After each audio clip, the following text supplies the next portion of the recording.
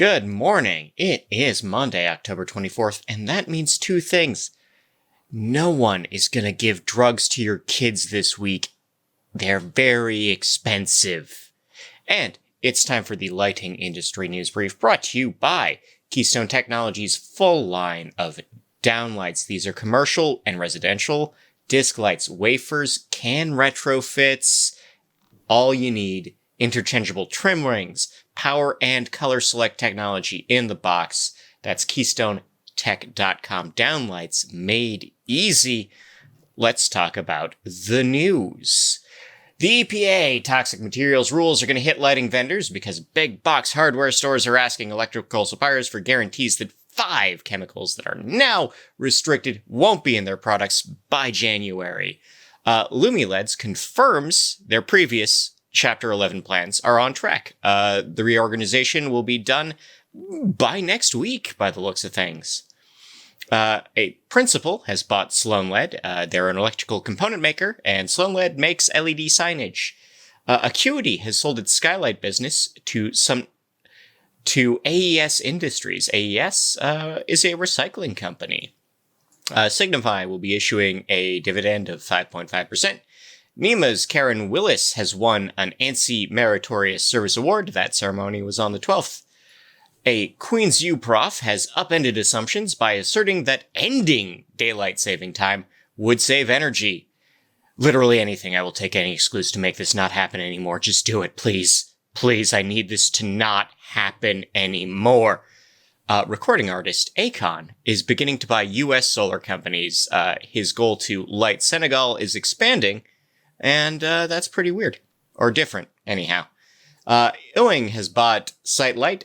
Both are exterior lighting distributors. Maxlight celebrates their 10th year of partnership with Habitat for Humanity, totaling in at $13 million in products donated. The IEC announces their awards of excellence in 12 categories. These are for electrical contractors. The LHRC presented on current and upcoming projects as part of their presentation. These are all new studies going on or starting soon. American Lighting has a guide to tape with the power of online tools. Ambient health rooms at Dallas Children's Hospitals have been recognized with a Touchstone Award for design. Massachusetts places first in efficiency. This is a ranking from WalletHub. Covers both home and auto energy across the U.S. If you were curious who came in last, it's either South Carolina or Alaska, depending on your data.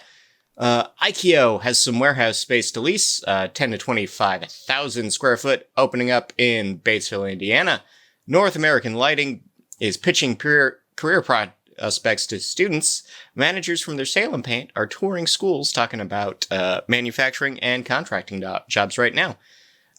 We have changes coming to California Title 24, which will change how suppliers do things. David Schiller has a great summary of this. And PicArt, a Ukrainian decorative lighting company, has entered the U.S. market. In legal news, Bayer will be paying out $275 million over PCBs leaking on 10 students in King County, Washington. They all suffered neurological damage. There are 17 more similar suits pending in this case. We also have an update from KSA v. Force Partners. KSA has a new legal team, and we may see some mediation and arbitration coming up in December. In rep agencies, Core Essential rep for RAB in Florida. In event news, Lightfair extended their call for speakers. As is tradition, we all missed the deadline, though. That was on the 21st. Durham County is offering AstroTourism training. These are free courses for business owners in November.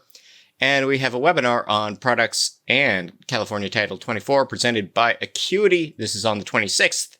In IoT, Zaga has launched a Smart City Sensor Award. Product submissions are open until the 16th of December.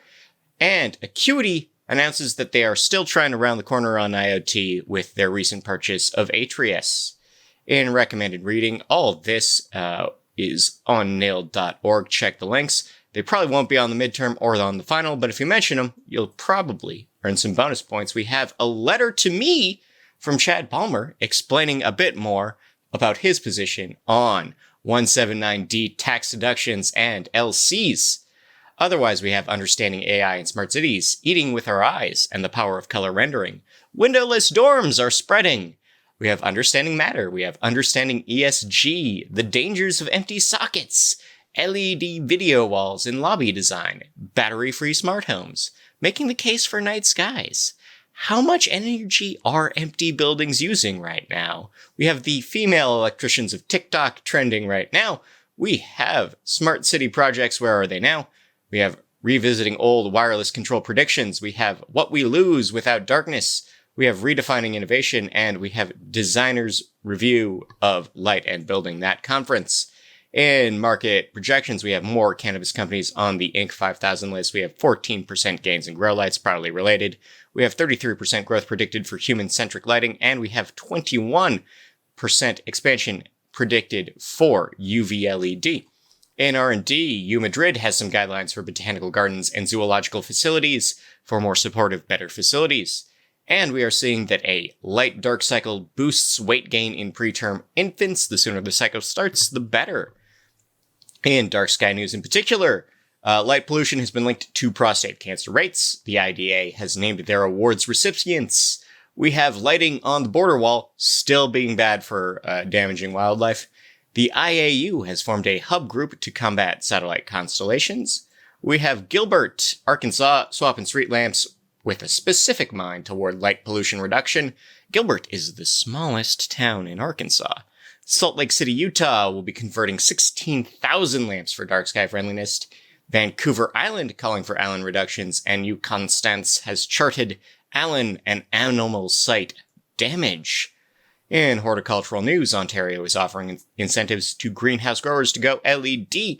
These are new resources from the Ministry of Energy. LED usage for cannabis is setting records this year, with 70% of surveyed cultivators using LEDs right now. That's in the US. In People News, Matt Hoffman is the COO of Cortec Group. Kessia Heilscher is now the Senior VP at Lumens. Elijah Anderson has been appointed as a regional sales manager at Nora. And Universal Douglas has picked Paul Tudor as president and CEO. In local news, we have a couple in Dayton, Ohio, petitioning for more roadway lighting. Clear Lake, Iowa, approves a new lighting plan. Fort Wayne, Indiana, debates preserving a historic neon sign for a liquor store. TPG Lighting donates decorative lighting to Orlando charities. Kelowna, BC, students are demanding lighting retrofits. Maui debuts a 20-year energy strategy. Hamburg, New York, delays a lighting project. Fort Morgan, Nebraska is offering residential incentives. Woodstock, Ontario, coffee shop claims blue-lit bathrooms are cutting drug abuse in them. Joint Base Lewis McChord has saved $2 million in energy over the past 5 years thanks to their private partners. On the international side, Switzerland will be pressing ahead with their power reserve system. Kiev has started their rolling blackouts. Germering, Germany will be fully lit for the holidays. Belluno, Italy has already saved 100,000 euros a month after switching off lights at night.